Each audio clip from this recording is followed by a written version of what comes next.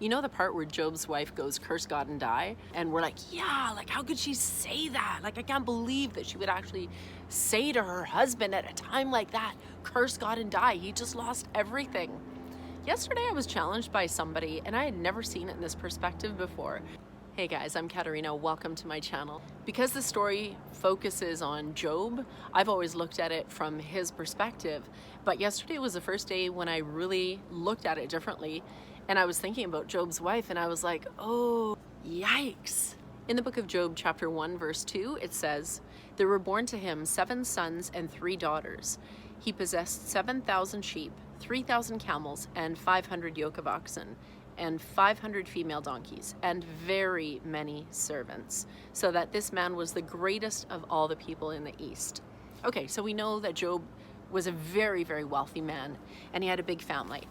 So after he lost his camels, his donkey, his oxen and sheep, and his 10 children, then in Job chapter 2, verse 7, it says, so Satan went out from the presence of the Lord and struck Job with loathsome sores, from the sole of his foot to the crown of his head. And he took a piece of broken pottery with which to scrape himself while he sat in ashes. Like, we can't even imagine. Then his wife said to him, do you still hold fast to your integrity? Curse God and die. I've always focused in that verse thinking about, yeah, like how could Job's wife say that, curse God and die? Like what a horrible thing to say. What a horrible perspective to have. And yeah, she does get rebuked for that. But that must have been the most horrendous day in anybody's life imaginable. You've literally lost everything. Job has loathsome sores, it says, from the sole of his foot to the crown of his head. So, okay, just for a second here, if we put ourselves in her position. Her husband just lost his entire livelihood, all of their animals, all of his servants, so his workforce was completely annihilated, all in one day. He's got these sores covering his entire body, so he's basically not able to do anything because he's completely suffering physically, emotionally, relationally, spiritually, in every way possible, psychologically. The man is suffering. So on that day, Job's wife lost her sense of security in her husband's provision, her husband's ability to care for her, and she lost 10 children. Like that's beyond comprehension, all in the same day, every single child. I don't know about you, but I certainly wouldn't want to be judged for the things that I've said in my worst hours, in desperation and difficulty and suffering and grief. It's so easy to look at that verse because we're focusing on the book of Job. It's called the book of Job, not Job's wife.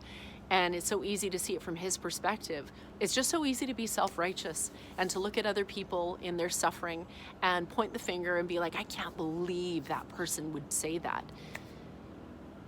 And there may be some truth to that, but would you want to be judged for what you've said in your darkest hour? I know I wouldn't. Maybe sometimes we just need to learn to have a little more compassion for people who are suffering, because probably the last thing that they need is someone to point the finger and say, I can't believe you would say that to God. I can't believe you. I've said some pretty regrettable things, even to God, in my darkest hours that I never, ever, ever would have thought that I would have said. And sometimes we say regrettable things. Maybe there's somebody in your life right now that's suffering, going through a really dark season. Maybe they just need a little bit of comfort and a little bit of understanding, rather than someone pointing the finger and being like, I can't believe that you're choosing to say that right now. If you put yourself in their shoes, what would you need in that hour? Would you need someone criticizing you, or would you need a little bit of compassion and love to hopefully help your heart back to God a little bit? Subscribe for more content like this. If there's somebody in your life that's suffering right now, one of the things that you can do is reach out to them, be a listening ear, and extend some compassion rather than pointing a finger at them and accusing them. We all need a little compassion now and then. Thanks for watching. Subscribe for more content like this.